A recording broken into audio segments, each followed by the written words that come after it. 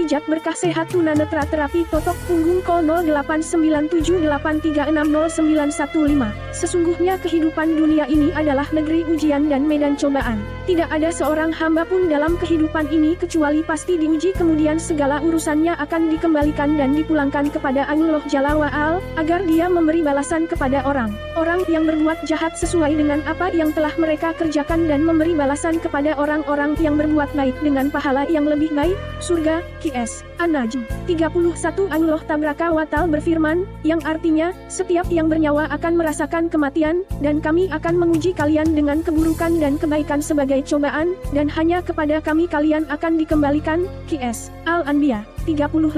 Wahai kaum mukminin, cobaan dalam kehidupan dunia ini terkadang berupa kelapangan dan kenikmatan, terkadang berupa kesulitan dan musibah, terkadang berupa kesehatan, terkadang berupa penyakit, terkadang berupa kekayaan, dan terkadang berupa kemiskinan. Setiap mukmin pasti diuji dengan dua jenis cobaan ini, yakni ujian kesulitan dan ujian kemudahan. Hanya saja, wahai hamba-hamba Allah, seorang mukmin hanya mendapatkan kebaikan demi kebaikan di setiap cobaan yang dia hadapi. Itulah sebabnya ada riwayat sahih dalam kitab Al-Musnad dari hadis Anas, semoga Allah meridainya, bahwa Nabi Alaihi Wasallam bersabda, sungguh menakjubkan perkara seorang mukmin. Allah tidak menetapkan apapun untuknya kecuali itu baik baginya. Renungkanlah, semoga Allah memelihara Anda. Sabda beliau Alaihi Wasallam tentang keumuman ini, apapun kecuali itu baik baginya. Sabda beliau Alaihi Wasallam, apapun mencakup setiap bentuk cobaan, baik itu kesulitan maupun kemudahan. Seorang mukmin dalam setiap cobaannya dia pasti mendapatkan kebaikan demi kebaikan. Yang demikian itu, wahai hamba-hamba Allah, karena Allah Jalla wa'ala ketika menguji seorang mukmin yang mendapat taufik darinya dengan kesulitan dan kesempitan, penyakit dan kemiskinan, dan ujian-ujian lain yang semisalnya, dia menghadapinya dengan sabar. Dengan demikian, dia beruntung dalam jenis ujian ini dengan mendapatkan pahala orang yang bersabar. Sementara ketika dia Jalla wa'ala mengujinya dengan kelapangan dan kemudahan, kesehatan dan keselamatan, serta kekayaan dan kelebihan, dalam jenis ujian ini dia bersyukur kepada Allah Jalla wa'ala sehingga dia beruntung dengan mendapatkan pahala orang yang bersyukur. Sebuah hadis sahih dalam Sahih Muslim memperjelas hal tersebut, yang diriwayatkan oleh Uhaid bin Sin, semoga Allah meridainya, bahwa Nabi Alaihi Wasallam bersabda, sungguh menakjubkan urusan seorang mukmin, karena semua urusannya baik baginya, yang mana hal itu hanya terjadi kepada seorang mukmin. Jika dia mendapat sesuatu yang menyenangkan, lalu dia bersyukur, maka itu baik baginya. Jika dia mendapat sesuatu yang menyengsarakan, lalu dia bersabar, maka itu juga baik baginya. Wahai hamba-hamba Allah,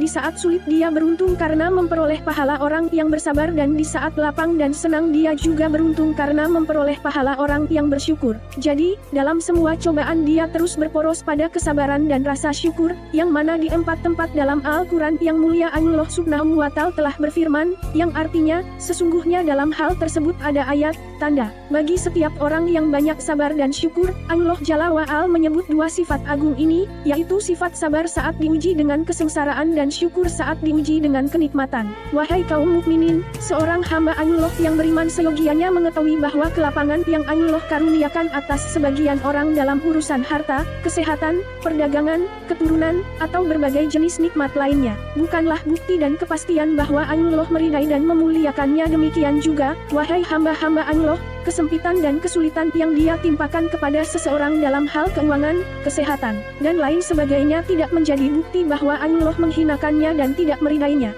Prasangka yang disangka oleh sebagian orang ini telah diingkari oleh Allah Jalla wa'ala dalam firman-Nya Subhanahu wa Ta'ala, yang artinya, maka adapun manusia, apabila Tuhan mengujinya lalu memuliakannya dan memberinya kesenangan, maka dia berkata, Tuhanku telah memuliakanku, namun apabila Tuhan mengujinya lalu membatasi rezekinya, maka dia berkata, Tuhanku telah menghinaku. QS Al-Fajr 16.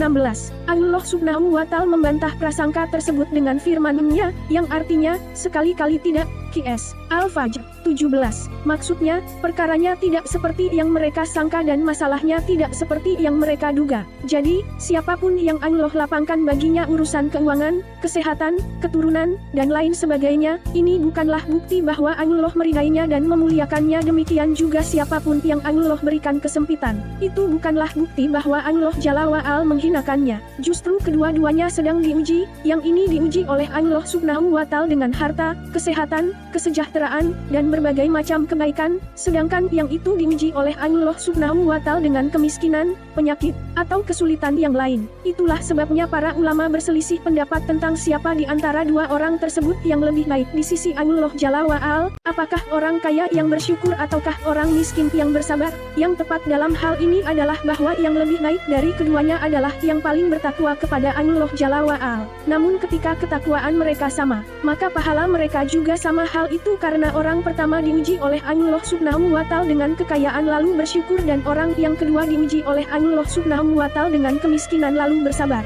Keduanya telah melaksanakan ibadah yang diperintahkan dari masing-masing ujian tersebut, sehingga mereka sama-sama beruntung. Yang satu memenangkan pahala syukur dan yang satunya memenangkan pahala sabar. Wahai kaum mukminin, semua akan kembali kepada Allah.